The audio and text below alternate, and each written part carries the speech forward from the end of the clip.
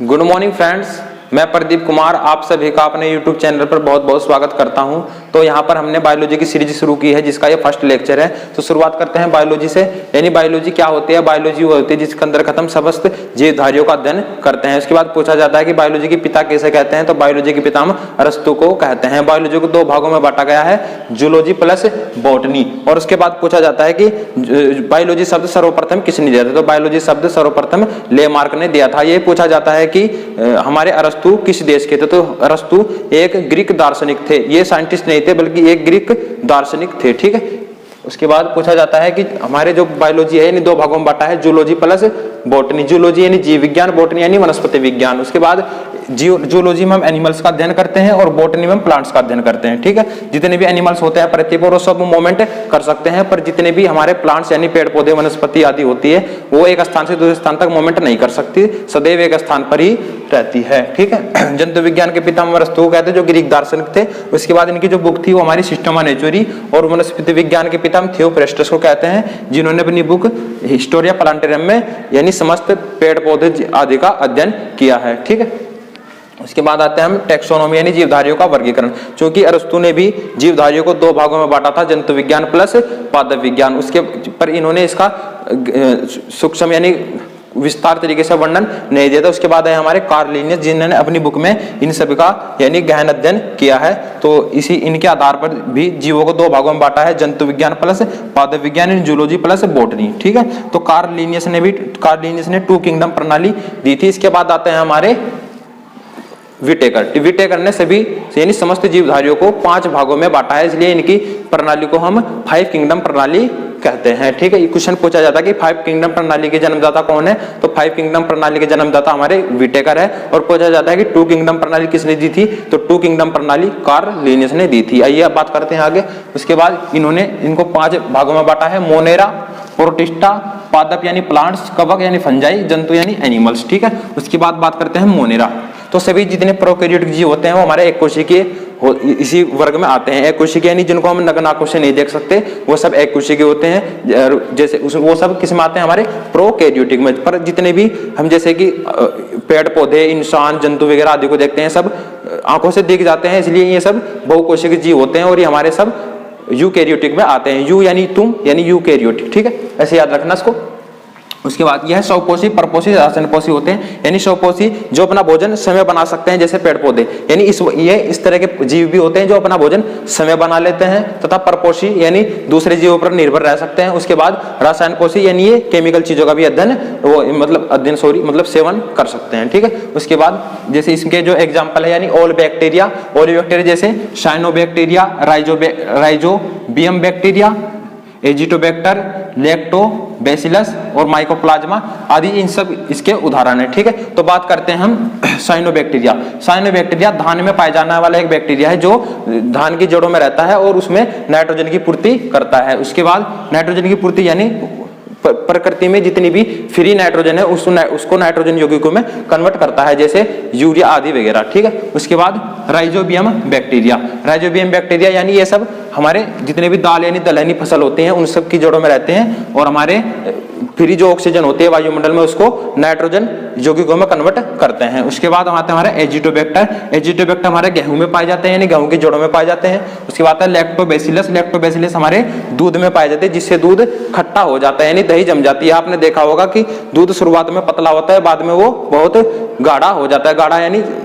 वो हमारा एक ठोस का रूप, अर्ध ठोस का रूप ले लेता है, जिसे हम दही कहते हैं। वास्तव में जब जैसे भी आपने देखा होगा हम लिक्विड ग्रहण करते हैं, पर जैसे हमारी जो मल होता है वो ठोस होता है, इसी प्रकार ये सब भी दूध को खाते हैं और ठोस के रूप में दही को बाहर निकालते हैं।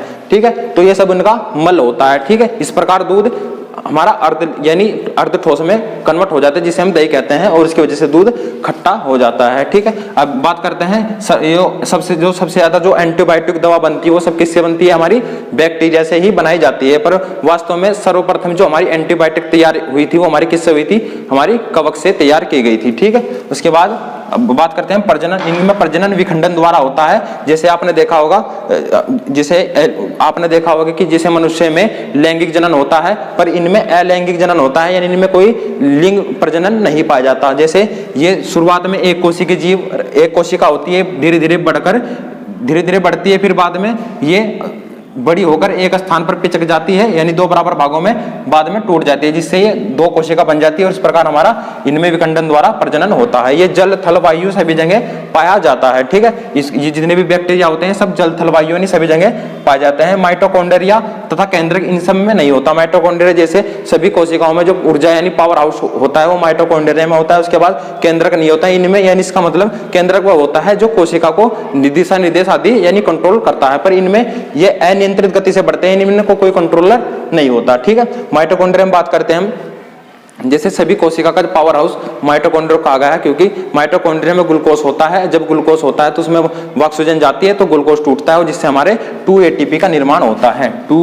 ATP ये वास्तव में आंतरिक श्वसन होता है, जबकि बाह्य श्वसन भी होता है हमारे शरीर में, उसमें हमारे 36 ATP मिलते हैं, हमें 36 ATP, क्योंकि हमारे जो बाह्य श्वसन होता है उसमें भी ग्लूकोज पाया जाता है और वो ग्लूकोज टूटकर 36 ATP देता है, जबकि कोशिका में मिलने वाला ग्लूकोज हमारा 2 ATP का निर्माण करता है, जिससे पूरे एक सांस में हम 38 ATP ऊर्जा बनाते हैं, जिससे हमारे शरीर का तापमान 37 डिग्री सेल्सियस रहता है, ठीक है। बात करते हैं, ये गोलाकार छद्रूपी तथा तंतुमय होते हैं, यानी गोलाकार भी होते हैं, छद्रूपी यानी बेलनाकार भी होते हैं और हमारा तंतुमय यानी लार्वा के रूप में भी रहते हैं, ठीक है। तो आप इसका स्क्रीनशॉट लीजिए, ठीक है। तो बात करते हैं अपने अगले वर्ग प्रोटिस्टा वर्ग की, ठीक है। तो प्रोटिस्टा वर्ग यानी इसमें हमारे जितने भी छोटे छोटे जलीय जीव होते हैं वो सब हमारे प्रोटिस्टा वर्ग में आते हैं। ये एक कोशिकीय यूकेरियोटिक जीव होते हैं, इनमें सीलिया तथा फ्लैजिला अंग पाए जाते हैं। जिस प्रकार हमारे हाथ पैर होते हैं और हम मूवमेंट कर सकते हैं, एक स्थान से दूसरे स्थान पर जा सकते हैं, पर इससे पहले हमने पढ़ा था कि बैक्टीरिया ही नहीं, उसमें हमने कोई अंग वगैरह उनमें कोई विकसित अंग नहीं थे, पर जितने भी हमारे प्रोटिस्टा वर्ग हैं इसमें हमारे विकसित अंग पाए गए, जैसे सीलिया तथा फ्लैजिला, इनकी वजह से ये मूवमेंट कर सकते हैं। बैक्टीरिया के स्थान से दूसरे स्थान पर मूवमेंट नहीं कर सकते क्योंकि इनमें सीलिया तथा फ्लैजिला नहीं पाया जाता है। अब बात करते हैं, ये स्वपोषी तथा परपोषी होते हैं। स्वपोषी यानी ये इनमें क्लोरोफिल होता है, जिसकी वजह से ये प्रकाश संश्लेषण विधि द्वारा अपना भोजन बना सकते हैं। परपोषी यानी दूसरे जीवों यानी मृत जीवों पर ये निर्भर रहते हैं, ठीक है। उसके बाद बात करते हैं इनके जो एग्जाम्पल होते हैं, शैवाल, प्रोटोजोआ, युग्लिना, अमीबा, पैरामीशियम आदि, ठीक है। बात करते हैं युग्लिना की। तो जो युग्लिना हमारा जीव है ये हमारे पौधे तथा जंतु इन दोनों के बीच की कड़ी है। यानी अगर बात करते हैं, यानी जिस प्रकार हमने देखा है कि इनमें क्लोरोप्लास्ट यानी क्लोरोफिल पाया जाता है। क्लोरोफिल तो जैसे आपने देखा होगा पत्तियों को जो हरा रंग होता है हमारा क्लोरोफिल की वजह से होता है, जिससे जब उस पर प्रकाश यानी धूप पड़ती है तो उसमें हमारा कार्बन डाइऑक्साइड को शर्करा में यानी कार्बोहाइड्रेट में कन्वर्ट कर ऊर्जा उत्पन्न करते हैं और ऑक्सीजन को मुक्त कर देते हैं। इसी प्रकार इनमें भी क्लोरोप्लास्ट यानी क्लोरोफिल पाया जाता है। ये सूर्य के प्रकाश में हमारे स्वपोषी यानी भोजन स्वपोषी बन जाते हैं यानी भोजन बना लेते हैं। इसी प्रकार इनमें सीलिया तथा फ्लैजिला की सहायता से मूवमेंट कर सकते हैं। हम बात करते हैं जैसे ये अपना भोजन समय बना लेते हैं इसलिए पौधों के वर्ग में आते हैं और मूवमेंट कर सकते हैं इसलिए ये हमारे जंतु वर्ग में आ जाते हैं। हम बात करते हैं सूर्य के प्रकाश में स्वपोषी तथा सूर्य के अभाव में परपोषी होते हैं, ठीक है। बात करते हैं हम कवक यानी फंजाई यानी फफूंद। अब इसके अध्ययन हम माइकोलॉजी के अंतर्गत करते हैं। माइकोलॉजी, अब इसकी ट्रिक हम जैसे याद करते हैं, जैसे माँ को पसंद है कवक यानी मशरूम, तो माँ को पसंद है मशरूम यानी कवक, तो माइकोलॉजी, ठीक है, ऐसे याद हो जाएगा आपको। उसके बाद बात करते हैं यह यूकेरियोटिक होते हैं और यह पूर्णतः परपोषी यानी यह अपना भोजन स्वयं नहीं बना सकते। इस वर्ग में जितने भी जीव आते हैं वो सब परपोषी होते हैं। इनमें कोई हरा रंग नहीं पाया जाता है और इनमें क्लोरोफिल आदि नहीं पाया जाता, इसलिए ये प्रकाश संश्लेषी क्रिया नहीं कर पाते, ठीक है। अब देखते हैं इनमें पूर्णतः परपोषी यानी ये मृत जीवी कहलाते हैं। इनकी कोशिका भित्ति काइटिन तथा हेमीसेलुलोज की बनी होती है। बात करते हैं काइटिन यानी सेलुलोज। ये काइटिन यानी सेलुलोज हमारा का जो काइटिन होता है ये भी एक प्रकार की शर्करा नहीं, ये हार्ड शर्करा नहीं, जटिल शर्करा कहलाती है। और सेलुलोज जिससे हमारे पेड़ पौधों में ज्यादा मात्रा में पाया जाता है, पर इसमें ये हमारे अर्ध यानी हेमीसेलुलोज होता है। तो इनकी जो कोशिका होती है हमारी हेमीसेलुलोज की बनी होती है। आपने देखा होगा जैसे मशरूम का जो ऊपर का जो हमारा कवर होता है वो ज्यादा हार्ड भी नहीं होता है, ज्यादा मुलायम भी नहीं होता, जिस प्रकार हमारा होता है, क्योंकि हमारे अंदर कोशिका भित्ति नहीं पाई जाती। पर हमारे पेड़ पौधे प्लस कवक इनके अंदर कोशिका भित्ति पाई जाती है, क्योंकि इनकी जो ऊपरी जो परत होती है वो बहुत हार्ड होती है, ठीक है। शैवाल, अब बात कर ये नंबर जो भी होगा, शैवाल तथा कवक के संयुक्त रूप को हम लाइकेन कहते हैं। आपको लाइकेन नहीं दिख रहा होगा तो लाइकेन लिख देते हैं यहाँ पर, लाइकेन यानी शैवाल तथा कवक के संयुक्त रूप को हम लाइकेन कहते हैं। लाइकेन से हम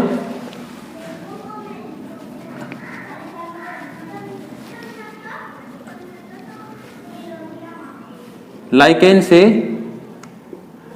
लिटमस पेपर बनता है। तो लाइकेन से क्या बनता है? Litmus paper. बात करते हैं ये अपमार्जक के रूप में कार्य करते हैं, यानी संसार का जितना भी कचरा है वो किसके द्वारा साफ होता है? वो हमारे कवक द्वारा साफ होता है। आपने देखा होगा जिस प्रकार पेड़ जब कटकर गिर जाता है तो वो बहुत दिनों में सड़ बढ़कर जैसे जब सूखी लकड़ी बन जाती है, जिस पर बारिश वगैरह होती है तो नमी जब उस पर उत्पन्न होती है तो वहां पर हमारे यानी मशरूम वगैरह आदि उगाती है। जिस प्रकार धीरे धीरे पेड़ धीरे धीरे वो खाकर उसको नष्ट कर देते हैं। अब बात करते हैं इनमें जड़, पत्ती, तना आदि नहीं पाए जाते। ठीक है, इनमें क्लोरोफिल नहीं होता। क्लोरोफिल नहीं होने की वजह से ये हमारे पूर्णतः परपोषी होते हैं, स्वपोषी नहीं होते। ठीक है, संवहनी तंत्र नहीं पाया था, नहीं ये हम श्वास आदि क्रिया नहीं ले सकते। ठीक है, और ये अधिकतर अंधेरे में रहते हैं। जब इन पर सूर्य का प्रकाश डायरेक्ट पड़ता है तो ये नष्ट हो जाते हैं। ठीक है, ये डायरेक्ट सन के संपर्क में नहीं आते, इनको अंधेरे वगैरह में उगाया जाता है। आपने देखा होगा मशरूम, जितनी भी मशरूमें होती है तो सबसे पहले मशरूम उगाने के लिए हम उस पर यानी छावा यानी जो हम उस पर छत डालते हैं और उसमें हल्का सा प्रकाश आने के लिए हल्का छेद कर देते हैं। ठीक है, और रात में भी यहाँ पर हमें बल्ब जलाने पड़ते हैं। ठीक है, उदाहरण इसके जो एग्जांपल है ईस्ट, दाद, मशरूम आदि। ईस्ट यानी ईस्ट जैसे ब्रेड बनाने के लिए हम किसका यूज करते हैं? ईस्ट का। और ये दाद यानी जो हमारे जैसे जो दाद होता है जैसे गले पर हो गया, यहाँ पर हो गया, तो जो उसके कीटाणु होते हैं हमारा दाद यानी उसके जो एग्जांपल है मशरूम। आपने देखा होगा मशरूम खाते भी हम, मशरूम में बहुत ज्यादा प्रोटीन पाया जाता है। यह जल, थल, वायु तीनों जगह रह सकते हैं। यानी जैसे अगर जहां पर भी कार्बनिक यौगिक मौजूद होता है वहां पर ये हमारा सरवाइव कर सकते हैं। ठीक है, ये हम शुरुआत से ही धरती पर हैं और प्रजनन इनमें बीजाणु द्वारा होता है, यानी इनमें कोई लैंगिक आदि वगैरह जनन नहीं पाया जाता, इनमें बीजाणु द्वारा प्रजनन होता है। ठीक है, यह भोजन स्टोर यानी इनका जो भोजन होता है वो ग्लाइकोजन के रूप में भोजन स्टोर कर सकते हैं। जिस प्रकार हम यानी मानव जो शरीर होता है ये भी भोजन को ग्लाइकोजन के रूप में अपने शरीर में इकट्ठा करता है। यानी हमारे शरीर के किस अंग में ग्लाइकोजन का जो रूप है वो इकट्ठा रहता है, वो होता है हमारा यानी लीवर। ठीक है, लीवर में ग्लाइकोजन स्टोर रहता है। जब जैसे भारी मात्रा में ग्लूकोज बन जाता है तो ग्लूकोज हमारा कैसे पहुंचता है? हमारा तो ग्लूकोज पहुंच जाता है हमारा लीवर में, और जब भी जरूरत पड़ती है तो ग्लाइकोजन से हम ग्लूकोज उत्पादन करके दोबारा जब सांस लेते हैं तो सांस हमारा शरीर में जाता है तो किसको तोड़ता है? वो ग्लूकोज को, जिससे हमें ऊर्जा मिल जाती है। ठीक है, तो आपने देखा होगा गाड़ी में जब तक पेट्रोल रहता है तब तक ये गाड़ी चलती है, पर हम बिना भोजन के भी कई हफ्तों तक जिंदा रह सकते हैं, क्योंकि हमारे शरीर के अंदर ग्लाइकोजन इकट्ठा रहता है। ग्लाइकोजन धीरे धीरे ग्लूकोज में कन्वर्ट होकर और हमें ऊर्जा प्रदान करता रहता है। ठीक है, अब इसी प्रकार यही क्रिया हमारी किसमें होती है? कवकों में। ठीक है, अब बात करते हैं यह वृक्षों की छाल पर जो उगने वाले हमारे कवक होते हैं वो कहलाते हैं कोर्टिकोलस। ठीक है, कोर्टिकोलस। गोबर पर उगने वाले क्रायोफिलस। ठीक है, क्रायोफिलस। और रोग इससे होने वाले रोग है यानी जो गन्ने में जो लाल सड़न होती है, आपने देखा होगा गन्ना जब हम काट कर डाल देते हैं तो उसमें वो गन्ना धीरे धीरे लाल हो जाता है। लाल यानी किसकी वजह से होता है? वो हमारा यानी हमारा कवक की वजह से। ठीक है, उसके बाद बात करते हैं एथलीट फुट, जो हमारा ये बीमारी होती है, और दाद ये जो हमारे इंसानों यानी जानवर आदि में होती है, जिससे चमड़ी रोग हो जाता है। ठीक है, अब आप इतना स्क्रीनशॉट लीजिए। तो बात करते हैं अपने अगले वर्ग नंबर 4, पादप वर्ग। पादप वर्ग यानी इसमें ये सब यूकेरियोटिक बहुकोशिकीय जीव होते हैं, इनको हम अपनी नग्न आंखों से देख सकते हैं। इन सब में पेड़, पौधे, वनस्पति आदि आती है। ठीक है, यह स्वपोषी होते हैं, यानी इनके अंदर क्लोरोफिल होता है। क्लोरोफिल की वजह से मैंने आपको पहले बताया था कि क्लोरोफिल की वजह से इनमें प्रकाश संश्लेषण की क्रिया होती है, जिससे अपना भोजन का निर्माण करते हैं। यानी CO2 को हम ये ग्लूकोज में कन्वर्ट कर ऊर्जा ग्रहण करते हैं। ठीक है, और ऑक्सीजन को मुक्त कर देते हैं। इनसे हमें ऑक्सीजन मिलती है तथा हम जब सांस लेते हैं तो हम CO2 मुक्त करते हैं और जिससे ये CO2 को ग्रहण करते हैं। इसी प्रकार जब ये सांस लेते हैं तो ऑक्सीजन को मुक्त करते हैं। ठीक है, अब देखते हैं उदाहरण। ये जो पेड़, पौधे, वनस्पति, पुष्पीय तथा अपुष्पीय पौधे आदि इन सबके उदाहरण है। इनमें जो कोशिका भित्ति होती है वो सेलुलोज की बनी होती है, इनमें कोशिका भित्ति पाई जाती है। आपने देखा होगा कि पेड़ पौधों की जो छाल होती है वो बहुत सख्त होती है, क्योंकि सेलुलोज हमारी एक जटिल शर्करा है, जिसकी वजह से पेड़ पौधों में जो कोशिका भित्ति होती है जटिल शर्करा के होने के कारण बहुत ज्यादा हार्ड होती है। आपने देखा होगा ये धूप, गर्मी, बरसात आदि को झेल सकते हैं। जब भी जाड़ा या गर्मी, बरसात आदि पड़ती है तो एक स्थान से दूसरे स्थान को मूवमेंट नहीं कर सकते, तो भगवान ने इनको पहले से ही इस तरह बनाया है कि ये उसी स्थिति में बने रहकर भी अपने आप को जीवित रख सकते हैं। आपने देखा होगा जब भी आंधी तूफान आदि आते हैं ये वहीं पर खड़े रहते हैं और अपनी सुरक्षा खुद करते हैं, क्योंकि इनकी जो कोशिका भित्ति होती है वो सेलुलोज की बनी होती है। सेलुलोज बहुत हार्ड शर्करा होती है, जिससे आपने जैसे पेड़ को कभी टच करके देखा होगा, ऐसे टच करके देखा होगा तो वो बहुत ज्यादा हार्ड लगती है, क्योंकि उसमें सेलुलोज पाया जाता है। तो सेलुलोज को अब बात करते हैं सेलुलोज, यानी जानवर इसको खा भी सकते हैं, यानी जैसे आपने देखा होगा जो मनुष्य वगैरह आदि होता है, इन सब में अपेंडिक्स नहीं पाई जाती, इसलिए हम सेलुलोज को पचा नहीं सकते। पर कुछ जानवर ऐसे होते हैं जिनमें अपेंडिक्स पाई जाती है, जिससे वो सेलुलोज का पाचन कर सकते हैं। तो आप भैंस, बैल आदि जानवर होते हैं, ये सब क्या करते हैं, पेड़ पौधों की छाल को खा लेते हैं और सेलुलोज को पचाकर अपना जो ऊर्जा वगैरह है ग्रहण करते हैं। ठीक है, बात करते हैं इसमें कोई मूवमेंट नहीं होता है। इनमें दो प्रकार के हार्मोन्स पाए जाते हैं, जाइलम तथा फ्लोएम। जिस प्रकार हम चल फिरकर अपना भोजन आदि पानी वगैरह ग्रहण कर सकते हैं, पर इनमें कोई मूवमेंट नहीं होता, इसलिए भगवान ने इनको दो हार्मोन्स दिए हैं, जाइलम तथा फ्लोएम। जाइलम यानी ये जाइलम इनके अंदर जल का परिवहन करता है, यानी जड़ से जो ऊपर तने तक पानी यानी पत्तियों तक पानी जाता है वो जाइलम द्वारा जाता है। फ्लोएम यानी धरती से जो हमारे खनिज पदार्थ होते हैं उन सब का परिवहन हमारा फ्लोएम द्वारा होता है। ये दोनों हार्मोन होते हैं। ठीक है, और भी हार्मोन्स होते हैं, वो हम आगे कभी पढ़ेंगे। ठीक है, अब बात करते हैं जंतु वर्ग। तो जंतु वर्ग के बारे में बात करते हैं, हमारे 5वां वर्ग है। ठीक है, तो इसमें सभी इंसान, जानवर, बड़े बड़े जानवर यानी ये यूकेरियोटिक जीव इसमें सम्मिलित किए गए, नहीं बहुकोशिकीय जीव होते हैं, इनको हम नग्न आंखों से देख सकते हैं। जितने भी पृथ्वी पर बड़े प्राणी जीव हैं वो सब हमारे आते हैं यूकेरियोटिक जीव में। ठीक है, अब बात करते हैं ये इनमें कोशिका भित्ति नहीं होती, यानी जैसे हमारा शरीर जो है उसमें कोशिका भित्ति नहीं होती, क्योंकि हमारे शरीर में सिर्फ हमारे जो कोशिका होती है उनमें सिर्फ हमारी कोशिका झिल्ली पाई जाती है। आपने देखा होगा ये कोशिका है, तो कोशिका के बाहर एक हमारा, चलो इसको नहीं, ये कोशिका भित्ति होती है, ये बहुत हार्ड होती है, सेलुलोज की बनी होती है, पर हमारे शरीर में ये सब चीजें नहीं पाई जाती, बल्कि हमारे शरीर में होती है हमारी कोशिका झिल्ली। तो कोशिका झिल्ली की वजह से जो हमारे शरीर की जो त्वचा होती है बहुत नॉर्मल यानी सॉफ्ट होती है, तो इसकी वजह से ये बहुत ज्यादा लचीली हो जाती है। आपने देखा होगा जैसे हम इसको खींचकर देखते हैं तो ये बहुत ज्यादा लचीली होती है, पर पेड़ पौधों की जो हमारी ऊपरी छाल होती है वो बहुत ज्यादा लचीली नहीं होती, बहुत ज्यादा हार्ड होती है। किसकी वजह से? सेलुलोज की वजह से। ठीक है, अब इसमें यह उपभोक्ता जीवी कहलाते हैं, यानी ये दूसरे जीवों पर निर्भर रहते हैं। आपने देखा होगा ये प्रकाश संश्लेषण क्रिया आदि वगैरह नहीं कर सकते, दूसरे जीवों को मारकर खाते हैं आदि वगैरह। ठीक है, अब इनके जो एग्जांपल है वो एनिमल, मनुष्य, हाथी, घोड़ा, बंदर आदि, और जो जल में रहने वाले बड़े बड़े जीव यानी ये मछली आदि वगैरह, ये सब चीजें, ये जो एग्जाम्पल हमारे किसके हैं? जंतु वर्ग के, तो इन्हें मेटाजोआ भी कहते हैं। ठीक है, तो ये हमारी फर्स्ट क्लास थी। अगर आपको पसंद आई हो तो आप प्लीज हमारे चैनल को सब्सक्राइब कीजिए और हमें जितना हो सके सपोर्ट कीजिए, क्योंकि हम आगे भी ऐसी वीडियो आपके लिए बनाते रहेंगे। ठीक है, और अगली वीडियो में हम सेल वगैरह आदि सब चीजों के बारे में पढ़ेंगे। ठीक है, धन्यवाद, नमस्कार, जय हिंद।